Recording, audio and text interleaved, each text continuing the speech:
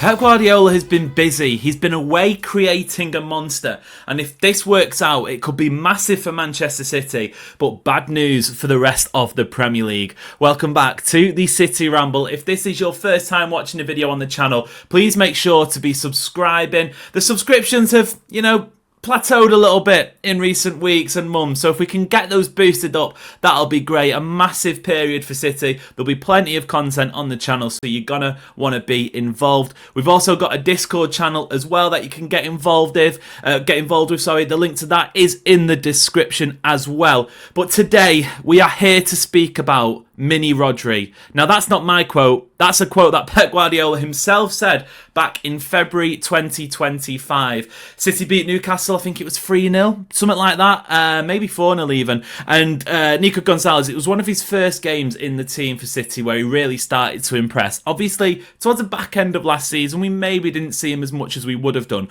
But over the last few weeks, since sort of the Rodri injury issues have come back, we are really starting to see this man step into this role and start to shine, basically. I personally believe, alongside obviously Haaland, who got the 2 goals, Phil Foden as well, who I thought was magnificent, I'd say Nico Gonzalez in the win against Everton was up there with the top 3 players on the pitch, at least in a City shirt. I'd say Iliman Ndiaye for Everton was up there as well. But, you get what I mean. Basically, no Rodri, no problem. And I mean, how, can you believe we're even saying that? It's been so long since City have had real options in that midfield department. Last season, Rodri goes down injured. What happens? Kovacic, to me, did a decent job, but it was a lot to ask for. Injuries, etc. It wasn't great. But with Nico Gonzalez, he's coming in January. He's had a bit of time to sort of settle down, but he's looking the part. These are his stats from the Premier League this season. And this boy is a duel-winning machine. 42 duels won in his appearances in the Premier League this season. He's winning 62% of his duels. So basically, 2 in every 3 duels that he's involved in, he's winning them. And I mean, for a team like City, who obviously maybe aren't as controlling with possession as they were, 2021, 22, 23. But even still, they have the majority of the ball in most matches, and that opens yourself up to transitions. Having a player like Nico Gonzalez, who's in the middle of the park, sweeping stuff up, it's great. Even look at the aerial duels one as well. 17% again, hovering around the 60% mark. So that's certainly a positive. Possibly could be looking at maybe upping those tackle percentages and tackle numbers a little bit. But I think right now, where we stand with Nico Gonzalez, one of the things that I think has really, in the last, I'd say, month, since the international break and since Rodri's injury issues, obviously he played those 3 matches, United, Napoli and Arsenal, 3 matches in a row. And since then, it's kind of been, he's been complaining about fitness, etc., etc. It's to be expected. Obviously, he's coming back from that ACL injury, although we did do a video on the channel last week discussing whether or not Rodri's injury issues and contract situation could start to be a little bit of a problem. So if you want to, make sure to check that out.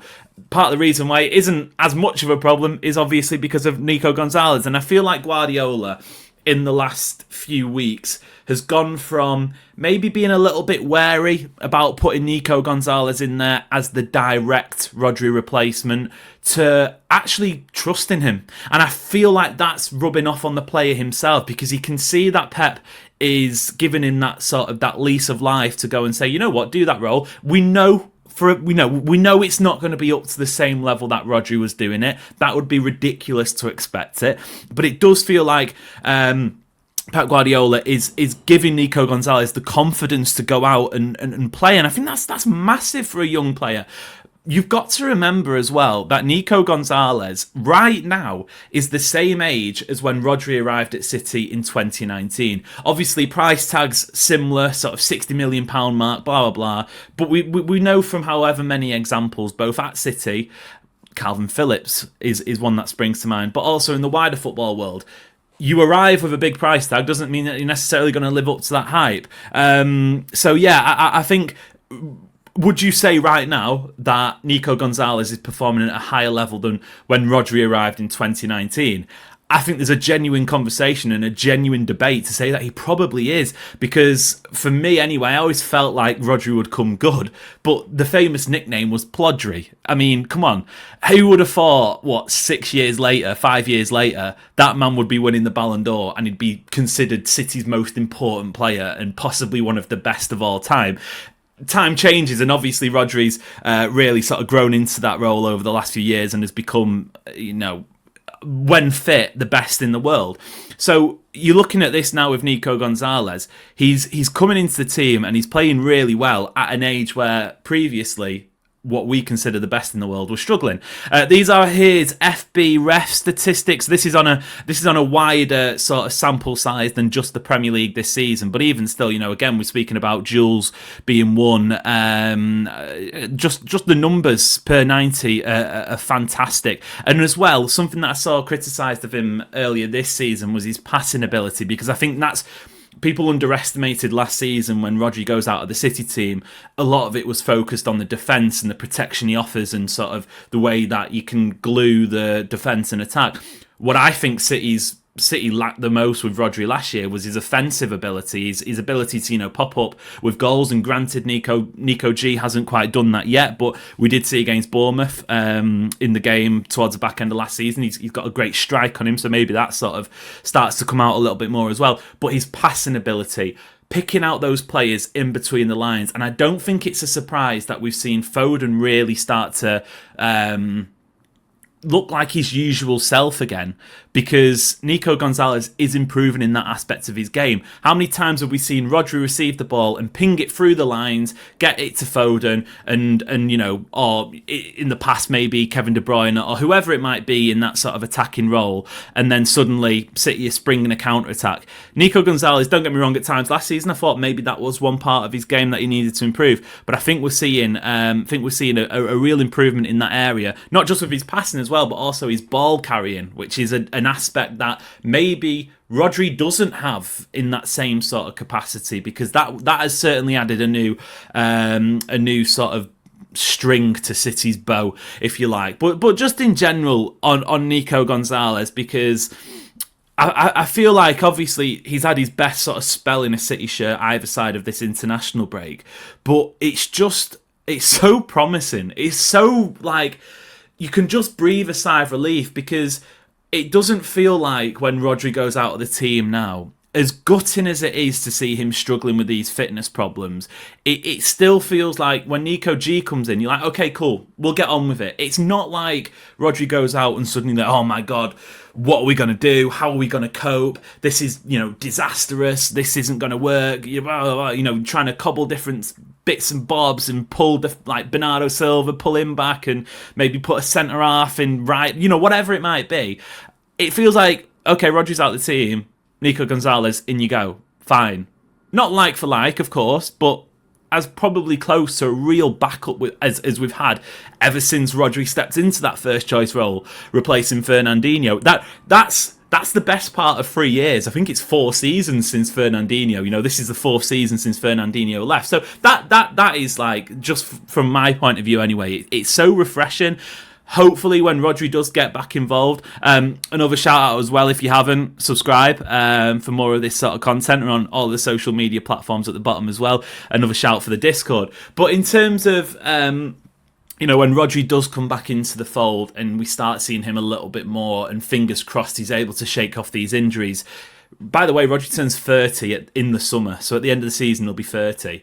You can't expect Rodri to be playing the same amount of minutes as he was previously. I'm still fingers crossed, quite literally, that Rodri will get back to a similar, if not the same level in terms of performances, but I don't think he's going to have the volume of appearances, the number of minutes. I don't think that's going to be even remotely possible. So with Nico Gonzalez, it might be a case of, Nico comes in for the midweek game, Rodri plays the Premier League match at the weekend, Rodri might do back-to-back, but Nico G might go 2 games in a row, something like that. Obviously, you get towards the business end of the season, you want to see rhythm, and look, do you want the wild take? You've made it this far, you've made it towards the end of the video, so I'll treat you to a wild take. I don't think it's unrealistic later on in the season if people, I'm not saying me, I'm not attaching my name to that just yet, but I don't think it's that realistic towards, later on in this season, if there is a genuine debate whether or not City should be starting Nico G or Rodri. Primarily because I think Rodri's going to struggle with these little niggles throughout the season, these injury problems. It's just part and parcel of coming back from an ACL. We know that. That we always knew that was going to be the process. But part of it is because I also see Nico Gonzalez, his level continuing to go up slowly but surely, and maybe the sort of, I'm not going to say meet in the middle, but if you consider Rodri up here and Nico Gonzalez down here for the base level starting point at the start of the season, maybe that gap closes a little bit, and maybe you're having conversations of, should Nico G be starting above him just for, the bigger matches? I don't know. I'm not saying that will be the case. My hot take is I can see that being a conversation that some people have. Let us know if you agree. Get involved in the conversation, the City Ramble on social media. Subscribe to the channel. Tell me if I'm talking nonsense. Tell me if you're loving Nico Gonzalez as much as me and all of the other City fans who are raving about him. And most importantly, until next time, it has been a pleasure. We will see you later.